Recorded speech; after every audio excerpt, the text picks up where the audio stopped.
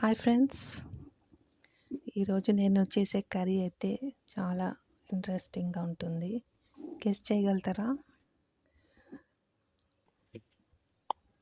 ఈరోజు నేను చేసేది చికెన్ కీమా బాల్స్ కర్రీ, అంటే కోఫ్తా అని కూడా అనొచ్చు. కోఫ్తా కర్రీ అంటారు కదా, అది.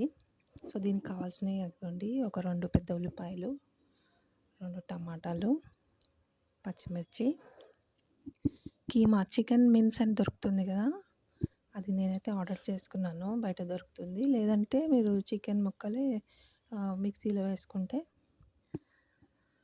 అది అలా అవుతుంది. ఫ్రెష్ క్రీము ఇందాక చూపించినట్టు. ఇదిగోండి, కీమా బాగా వాష్ చేసుకొని అటు ఉప్పు, కారం, అల్లం వెల్లిపాయ పేస్టు, మసాలా, కొత్తిమీర, కొంచెం బాల్స్ అవి ఉండలు రావడానికి శనగపిండి. అదిగోండి, నా దగ్గర శనగపిండి వేస్తున్నాను.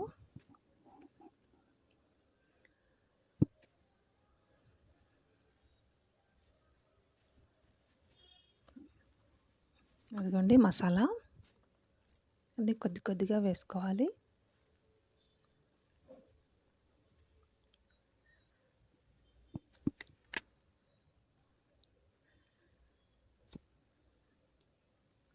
బాగా కలుపుకోవాలి మసాలాలన్నీ.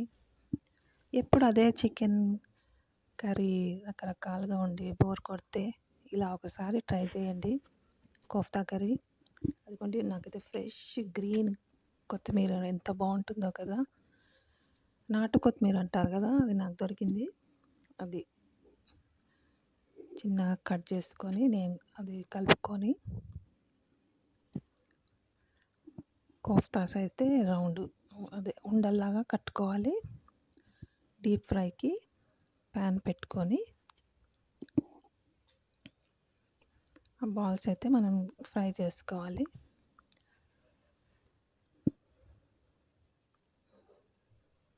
నేను దీంట్లో కూడా కొంచెం క్రీమ్ కలిపాను, టేస్ట్ వస్తుందని. మీ ఇష్టం, అది ఆప్షన్.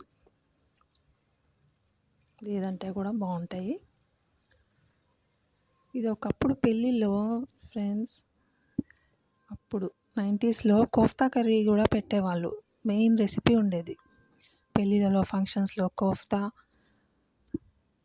అదేమో వెజ్ కోఫ్తా, ఆ కర్రీ వంకాయ మసాలా పెట్టేవాళ్ళు. అసలు ఇప్పుడు ఆ రెసిపీయే లేదు, చూసారా?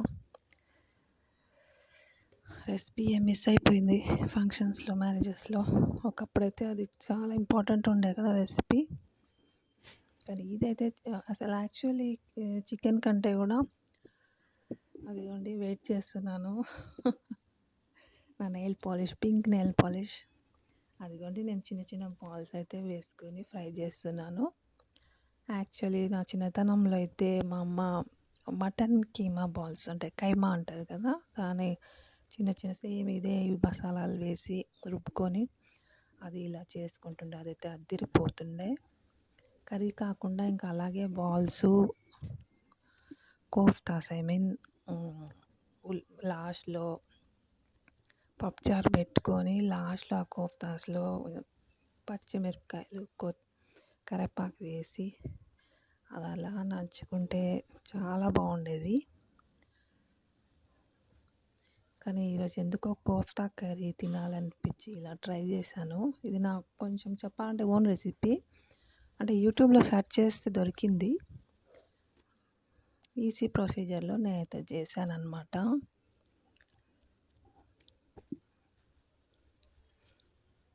అలా వస్తాయి కోఫ్తాస్.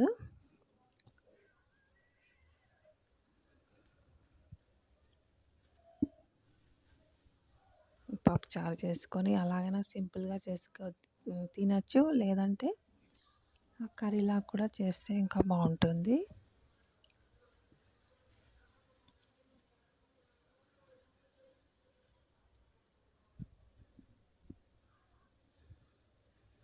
ఇవి స్నాక్స్ లాగా కూడా చేసుకొని తినచ్చు ఫ్రెండ్స్, ఈవినింగ్ టైమ్స్లో.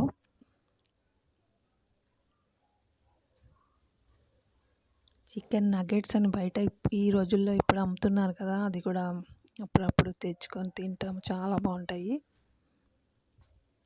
నగ్గెట్స్ అని దొరుకుతున్నాయి. కానీ ఇలా ఇంట్లో చేసుకున్న టేస్టే వేరు కదా ఎంతైనా. No side effects. Yummy yummy. ఇదిగోండి ఫ్రై అవుతున్నాయి. నాకు ఇన్ని కోఫ్తాస్ అయితే అయ్యాయి ఫ్రెండ్స్. అదిగోండి ఇప్పుడు కట్ చేసుకున్న ఉల్లిపాయలు, లేదంటే పేస్ట్ లాగా కూడా చేసుకుంటే ఇంకా బాగుంటుంది, మంచి థిక్ గ్రేవీ వస్తుంది. కానీ నేనైతే ఇలాగే వేసాను. టమాటా ఉల్లిపాయలు పేస్ట్ లాగా కూడా చేసుకొని మనం చేసుకోవచ్చు కూర. నాన్ వెజ్ కర్రీస్కి ఆయిల్ ఎక్కువ పడుతుంది. బాగా మగ్గించుకున్నాను. ఇది ఈ పేస్ట్ క్రీమ్నెస్ కోసం, మంచిగా టేస్ట్ ఎక్కువ అవ్వడం కోసం ఇది కాజు బాదాం ఆ పేస్ట్ పౌడర్ అనమాట. అదిగోండి అది చేసి కొద్దిగా వాటర్ వేసి కలిపాను. అందులో ఒక 2 విజిల్స్ పెట్టి, అది తీయలేదు ఫ్రెండ్స్ నేను. తర్వాత బాల్స్ వేయాలి లాస్ట్లో. ఆ కోఫ్తాస్ వేసి కొంచెం మళ్ళీ ఒక 2 విజిల్స్ పెడితే కోఫ్తాస్ ఏ మెత్తగా కావు, ఇలా వస్తుందన్నమాట కూర. మళ్ళీ kofta curry ready. Chicken kofta curry చాలా టేస్టీగా వచ్చింది. మీరు కూడా ట్రై చేయండి ఫ్రెండ్స్. ఊరికే ఆ కర్రీ తిని బోర్ వచ్చిన వాళ్ళు ఇలా ట్రై చేసి తిని నాకు కామెంట్ బాక్స్లో ఎలా ఉందో చెప్పండి. ఇంకేమేమి రెసిపీస్ చేసుకోవచ్చో కూడా కామెంట్ చేయండి.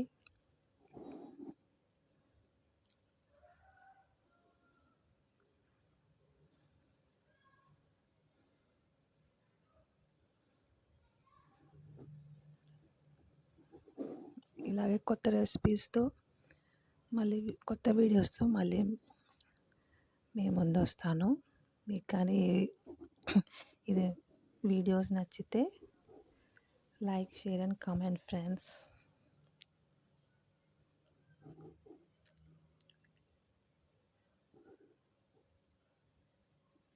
బాయ్.